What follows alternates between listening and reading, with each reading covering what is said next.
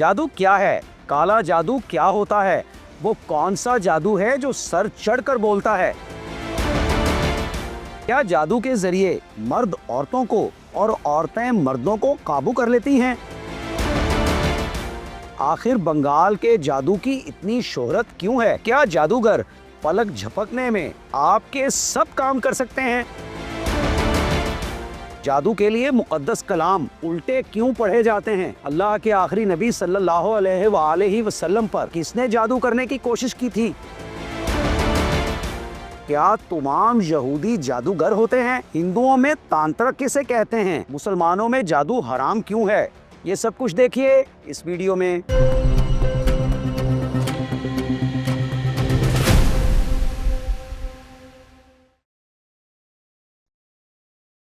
السلام علیکم، میرا نام ہے سجاد شفیق بٹ۔ دنیا بھر کا شاید ہی کوئی بازار، کوئی چوراہا یا کوئی گزرگاہ ایسی ہو جہاں کالے جادو میں مہارت رکھنے کے دعوے داروں نے سب در و دیوار کو اپنے اشتہاروں سے رنگین نہ کر رکھا ہو۔ کسی کا دعویٰ ہوگا کہ چند منٹوں میں محبوبہ آپ کے قدموں میں ہوگی، تو کوئی پلک جھپکنے میں آپ کی سب مشکلات کو حل کر دینے کا اعلان کر رہا ہوگا، اور کوئی کہہ رہا ہوگا کہ میں ہی ہوں وہ بنگالی بابا جس کا جادو سر چڑھ کر بولتا ہے۔ لیکن یقین مانیے کہ یہ سب ایک بکواس، جھوٹ اور کھلے فریب کے سوا کچھ نہیں۔ در حقیقت جادو انسان کو گمراہ کرنے اور اس کے دل میں وسوسے ڈالنے کے لیے شیطان کا ایک مؤثر ہتھیار ہے۔ اللہ رب العزت نے تو انسانوں کی ہدایت کے لیے انبیاء علیہم السلام بھیجے، جنہوں نے اپنے اوپر نازل کردہ کلام کے ذریعے رشد و ہدایت کے موتی بکھیرے۔ تاہم انسان کی آزمائش کے لیے شیطان ابلیس جب راندہ درگاہ ہوا تو اپنے رب کے حضور معافی کا خواستگار ہونے کے بجائے انسانوں کو بہکانے کے لیے قیامت تک کی مہلت کا طلبگار ہوا، اور اسی نے انسان کو جادو کی تعلیم دی۔ عربی میں جادو کو سحر کہتے ہیں۔ یہ ایسے اعمال ہوتے ہیں جن میں کوئی عامل شیطان کے پسندیدہ افعال، حرام کاری، دھوکہ دہی والے خفیہ کام، ناپاک اور شرکیہ اعمال اختیار کر کے ان کے بدلے میں شیطان سے مدد کا طالب ہوتا ہے۔ رسول اللہ صلی اللہ علیہ وآلہ وسلم پر یہودیوں کا سحر کرنا اور اس کی وجہ سے آپ صلی اللہ علیہ وآلہ وسلم پر بعض آثار کا ظاہر ہونا اور بذریعہ وحی اس جادو کا پتہ لگنا اور اس کا ازالہ کرنا احادیث صحیحہ سے ثابت ہے۔ صحیح بخاری میں حضرت زید بن ارقم رضی اللہ تعالی عنہ سے روایت ہے کہ ایک یہودی نے نبی اکرم صلی اللہ علیہ وآلہ وسلم پر جادو کیا۔ جب آپ صلی اللہ علیہ وآلہ وسلم نے اس کے اثرات کو اپنے اوپر محسوس کیا تو معوذتین یعنی سورہ فلق اور سورہ ناس آپ پر وحی کی گئی۔ پھر جبریل علیہ السلام نے آپ صلی اللہ علیہ وآلہ وسلم سے کہا، یقیناً ایک یہودی نے آپ صلی اللہ علیہ وآلہ وسلم پر جادو کیا ہے اور اس کا طلسم فلاں کنویں میں رکھا ہوا ہے۔ نبی اکرم صلی اللہ علیہ وآلہ وسلم نے حضرت علی کرم اللہ وجہ الکریم کو بھیجا کہ وہاں سے طلسم لے کر آئیں۔ جب وہ اسے لے کر واپس آئے تو آپ صلی اللہ علیہ وآلہ وسلم نے حضرت علی کرم اللہ وجہ الکریم سے فرمایا کہ اس کی گرہوں کو ایک ایک کر کے کھولیں اور ہر گرہ کے ساتھ ان صورتوں میں سے ایک ایک آیت پڑھیں۔ جب انہوں نے ایسا ہی کیا تو آپ صلی اللہ علیہ وآلہ وسلم اٹھ کھڑے ہوئے، یعنی صحت یاب ہو گئے۔ نبی صلی اللہ علیہ وآلہ وسلم پر اس جادو کے بارے میں ام المومنین حضرت عائشہ صدیقہ رضی اللہ تعالی عنہا کا بیان ہے کہ آپ صلی اللہ علیہ وآلہ وسلم اتنے دن اس حال میں رہے کہ آپ کو خیال ہوتا تھا کہ آپ اپنی بیوی کے پاس سے ہو آئے ہیں، حالانکہ آپ وہاں نہیں جاتے تھے۔ ام المومنین حضرت عائشہ صدیقہ رضی اللہ تعالی عنہا کا بیان ہے کہ آپ نے مجھ سے ایک دن فرمایا، اے عائشہ، اللہ نے مجھے وہ بات بتا دی جو میں دریافت کرنا چاہتا تھا۔ میرے پاس دو آدمی آئے، ان میں سے ایک میرے پاؤں کے اور دوسرا میرے سر کے پاس بیٹھ گیا۔ جو میرے سر کے پاس بیٹھا تھا اس نے پاؤں کے پاس بیٹھنے والے سے پوچھا کہ اس شخص کو کیا ہو گیا ہے؟ اس نے کہا مطبوب ہے، یعنی اس پر جادو کیا گیا ہے۔ پوچھا کس نے جادو کیا ہے؟ کہا لبید بن عاصم نے۔ پوچھا کس چیز میں؟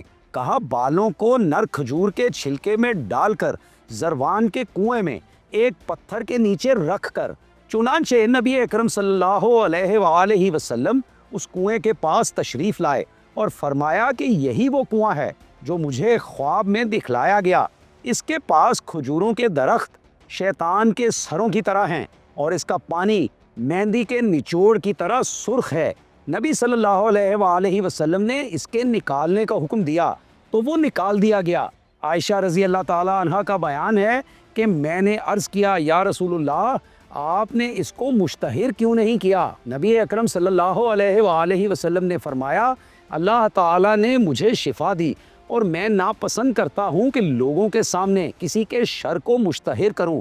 اور بیان کیا کہ لبید بن عاصم بنی زریق کا ایک فرد تھا جو یہود کا حلیف تھا۔ قرآن پاک کی کئی آیات میں سحر یا جادو کا تذکرہ موجود ہے۔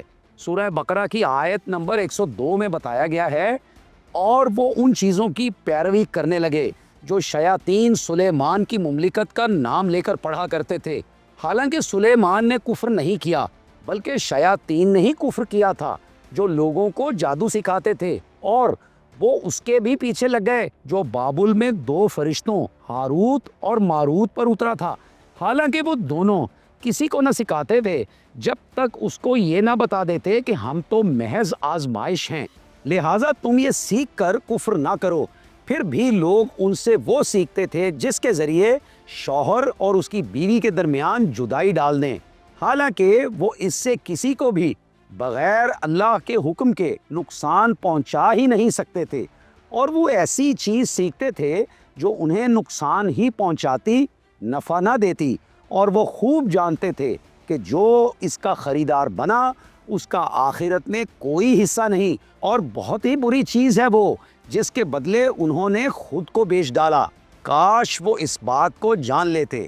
در حقیقت علماء یہود نے الہامی کتاب توریت میں تبدیلیاں کر لی تھی اور جادو کو حلال قرار دے رکھا تھا، جبکہ آج بھی قوم یہود جادو کو اپنے مذہب کا حصہ سمجھتی ہے، اور جادو کی مختلف پریکٹسز ان کے ہاں عام طور پر مروج پائی جاتی ہیں۔ پھر حضرت موسیٰ علیہ السلام اور فرعون کے جادوگروں میں مقابلے کا واقعہ سورہ آراف، سورہ یونس اور سورہ طٰہٰ میں بیان ہوا ہے۔ سورہ آراف کی آیات 115 سے 118 کا ترجمہ یوں ہے، جادوگر کہنے لگے، اے موسیٰ، تم ڈالتے ہو یا ہم پہلے ڈالیں؟ موسیٰ علیہ السلام نے کہا، تم ڈالو۔ پھر جب انہوں نے ڈالی لاٹھیاں اور رسیاں تو لوگوں کی آنکھوں پر جادو کر دیا اور انہیں خوب ڈرایا، اور وہ زبردست جادو لائے تھے۔ اور ہم نے موسیٰ کی طرف وحی کی کہ اپنا عصا ڈالو، تو ایک دم وہ نگلنے لگا ان کے جھوٹ کو جو وہ لے کر آئے تھے، پس حق ثابت ہو گیا اور باطل ہو گئے ان کے اعمال۔ سورہ یونس کی آیات 79 سے 81 تک اسی واقعے کے متعلق بیان یوں ہے، اور کہا فرعون نے، ہر ماہر جادوگر کو میرے پاس لاؤ۔ تو موسیٰ نے ان سے کہا، ڈالو جو کچھ تم نے ڈالنا ہے۔ جب انہوں نے جادو ڈالا تو موسیٰ نے کہا، جو کچھ یعنی جادو تم لائے ہو اللہ اسے عنقریب باطل کر دے گا، اللہ تعالیٰ مفسدین کے کام کو سنوارتا نہیں۔ اسی واقعہ کے متعلق سورہ طٰہٰ کی آیات 66 سے 70 کا ترجمہ کچھ یوں ہے، موسیٰ نے کہا، تم جادو ڈالو۔ پھر ان جادوگروں کے جادو کے اثر سے ان کی رسیاں اور لاٹھیاں ایسے لگنے لگی جیسے دوڑ رہی ہوں، پس موسیٰ اپنے دل میں ڈر گئے۔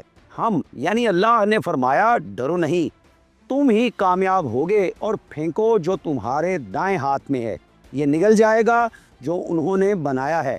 یہ تو جادوگروں کی ایک چال ہے، اور نہیں کامیاب ہوتا جادوگر جہاں بھی وہ آئے۔ پس جادوگر سجدے میں گر گئے، کہنے لگے، ہم ایمان لائے ہارون اور موسیٰ کے رب پر۔ مذکورہ بالا تمام آیات کے ترجمے پر غور کریں تو ناظرین معلوم یہ ہوتا ہے کہ یہ جادو دراصل ایک طرح کی نظر بندی تھی۔ اسی طرح شروع میں بیان کی گئی احادیث بھی واضح کرتی ہیں کہ نبی کریم صلی اللہ علیہ وآلہ وسلم پر جادو کا اثر محض ان کے دنیاوی معمولات پر اثر انداز ہوا تھا، یعنی وہ ایسا سمجھتے تھے کہ وہ فلاں کام کر چکے ہیں مگر حقیقت میں نہیں کیا ہوتا تھا۔ لیکن رسول اللہ صلی اللہ علیہ وآلہ وسلم کا نبوی شعور اور صحیح اور غلط کے درمیان امتیاز کرنے والی قوت فیصلہ دونوں اس جادو سے قطعی طور پر متاثر نہیں ہوئے تھے۔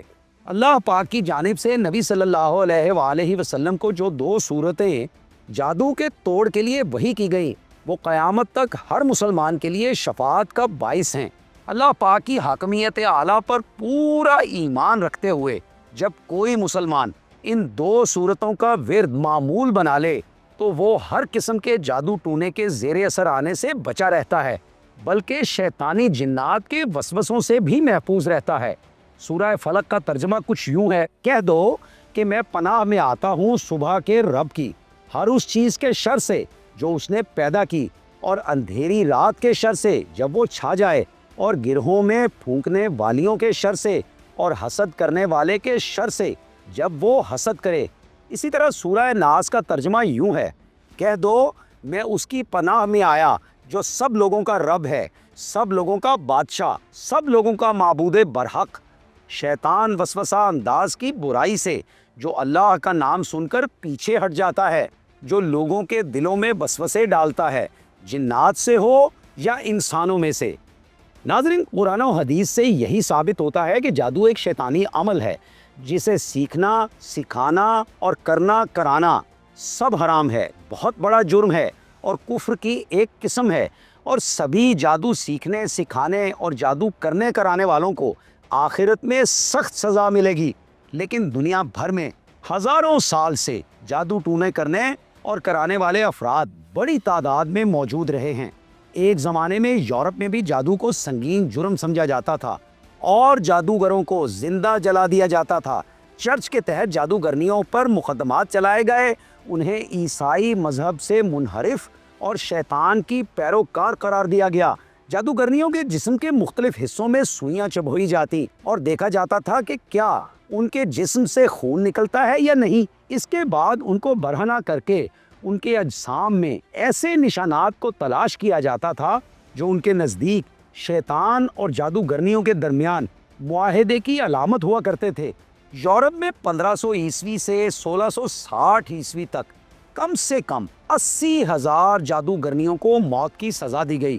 براعظم افریقہ کو اکثر جادو ٹونے کا سب سے پہلا اور بڑا مرکز مانا جاتا ہے، جہاں ہزاروں سال سے جہالت اور ناخواندگی کے باعث بیماری، وہموں اور لڑائی جھگڑوں کے معاملات میں جادو ٹونے کو ایک علاج اور حل کے طور پر جانا جاتا ہے۔ جادو کرنے والے مرد اور خواتین جھاڑ پھونک، آگ کے گرد رقص، مختلف کیمیائی عناصر کے استعمال کے ذریعے انسانی وسوسوں کو بڑھانے والے اعمال میں ملوث پائے جاتے ہیں۔ پڑوسی ملک بھارت میں جادو کے عملیات کا سلسلہ ہزاروں سالوں سے جاری ہے۔ مہابھارت اور رامائن جیسی قدیم کتابوں میں بھی مختلف عملیات کرنے والے عاملوں کے تذکرے موجود ہیں۔ رامائن میں درج ہے کہ بھگوان رام نے قحط سالی کی تحقیق کی تو پتہ چلا کہ ایک ملیچ جادوگر سر کے بل کھڑا ہو کر اشلوکوں اور شاستروں کو الٹ پلٹ کر کے پڑھ رہا ہے، تو رام جی اپنی رتھ پر سوار ہو کر وہاں پہنچے اور اس جادوگر کا سر قلم کر دیا، جس کے بعد قحط ختم ہو گیا۔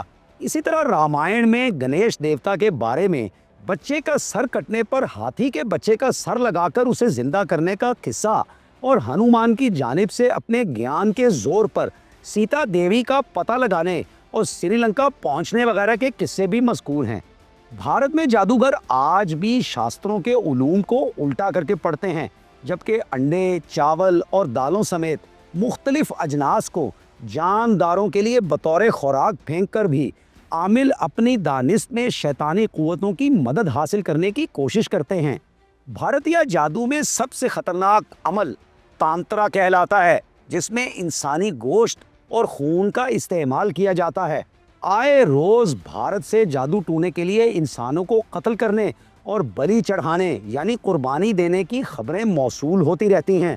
اسی طرح سے جلائے گئے مردوں کی ارتھیوں سے گوشت نکالنے اور کمبھ کے میلے سمیت کئی جگہ اپنے عملیات کے لیے انسانی گوشت کھانے کے واقعات بھی معمول ہیں۔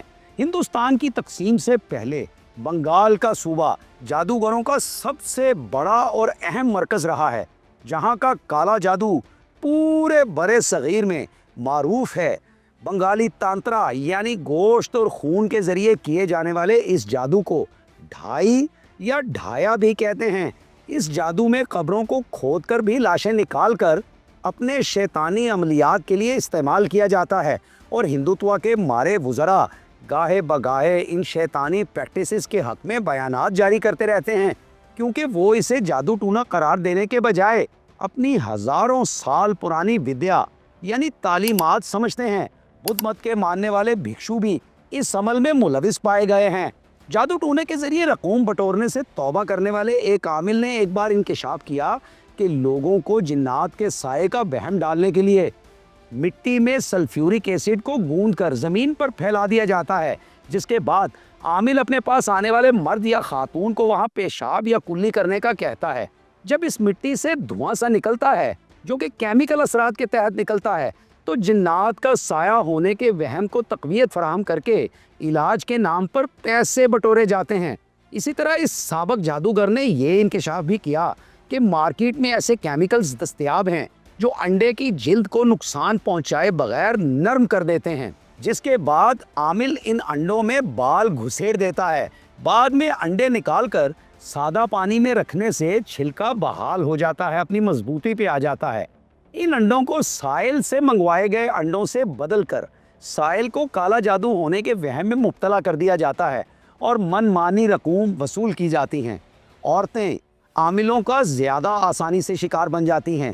یہ جعلی عامل بابے اور جعلی پیر نہ صرف سادہ لوگوں کو روزگار، عشق، شادی، خانگی تعلقات میں بہتری اور اسی طرح کی دیگر جو ضروریات انسان کو لاحق ہوتی ہیں، ایسے جھانسوں میں لا کر بھاری رقوم بٹورتے ہیں اور اپنے عملیات کی آڑ میں عزتیں لوٹنے اور قتل جیسی گھناؤنی وارداتوں میں بھی ملوث ہوتے ہیں۔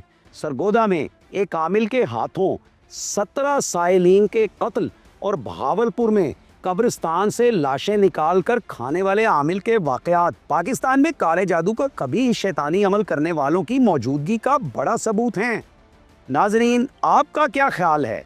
جادو کے نام پر شیطانی عملیات کرنے والوں کے خلاف ریاست اپنا کردار کیوں ادا نہیں کرتی؟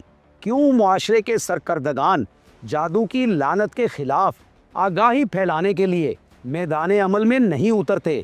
کیا یہ سب بھی جادوگروں کے ساتھ ملے ہوئے ہیں یا جادوگروں کا جادو ان کے سر چڑھ کر بول رہا ہے؟